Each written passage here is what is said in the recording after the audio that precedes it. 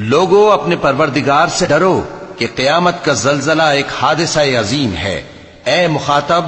جس دن تو اس کو دیکھے گا اس دن یہ حال ہوگا کہ تمام دودھ پلانے والی عورتیں اپنے بچوں کو بھول جائیں گی اور تمام حمل والیوں کے حمل گر پڑیں گے، اور لوگ تجھ کو مدہوش نظر آئیں گے، حالانکہ وہ مدہوش نہیں ہوں گے بلکہ عذاب دیکھ کر مدہوش ہو رہے ہوں گے۔ بے شک اللہ کا عذاب بڑا سخت ہے۔ اور بعض لوگ ایسے ہیں جو اللہ کی شان میں علم کے بغیر جھگڑتے اور ہر شیطان سرکش کی پیروی کرتے ہیں، جس کے بارے میں لکھ دیا گیا ہے کہ جو اسے دوست رکھے گا تو وہ اس کو گمراہ کر دے گا اور دوزخ کے عذاب کا رستہ دکھائے گا۔ لوگو، اگر تم کو مرنے کے بعد جی اٹھنے میں کچھ شک ہو تو ہم نے تم کو پہلی بار بھی تو پیدا کیا تھا، یعنی ابتدا میں مٹی سے، پھر اس سے نطفہ بنا کر، پھر اس سے خون کا لوتھڑا بنا کر، پھر اس سے بوٹی بنا کر جس کی بناوٹ کامل بھی ہوتی ہے اور ناقص بھی، تاکہ تم پر اپنی خالقیت ظاہر کر دیں۔ اور ہم جس کو چاہتے ہیں ایک میعاد مقرر تک پیٹ میں ٹھہرائے رکھتے ہیں، پھر تم کو بچہ بنا کر نکالتے ہیں، پھر تم جوانی کو پہنچتے ہو، اور بعض قبل از پیری مر جاتے ہیں،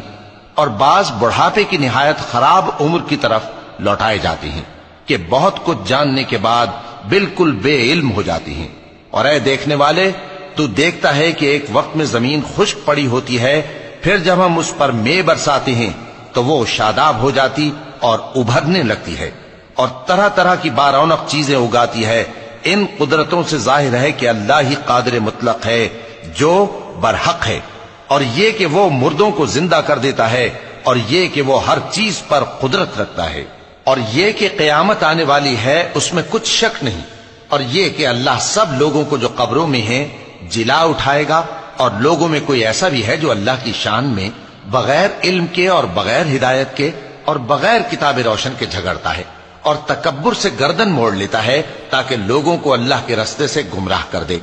اس کے لیے دنیا میں ذلت ہے، اور قیامت کے دن ہم اسے عذاب آتش سوزاں کا مزہ چکھائیں گے۔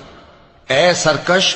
یہ اس کفر کی سزا ہے جو تیرے ہاتھوں نے آگے بھیجا ہے، اور اللہ اپنے بندوں پر ظلم کرنے والا نہیں۔ اور لوگوں میں بعض ایسا بھی ہے جو کنارے پر کھڑا ہو کر اللہ کی عبادت کرتا ہے، اگر اس کو کوئی دنیاوی فائدہ پہنچے تو اس کے سبب مطمئن ہو جائے، اور اگر کوئی آفت پڑے تو منہ کے بل لوٹ جائے، یعنی پھر کافر ہو جائے۔ اس نے دنیا میں بھی نقصان اٹھایا اور آخرت میں بھی، یہی تو صاف نقصان ہے۔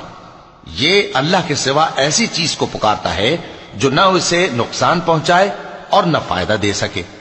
یہی تو پرلے درجے کی گمراہی ہے۔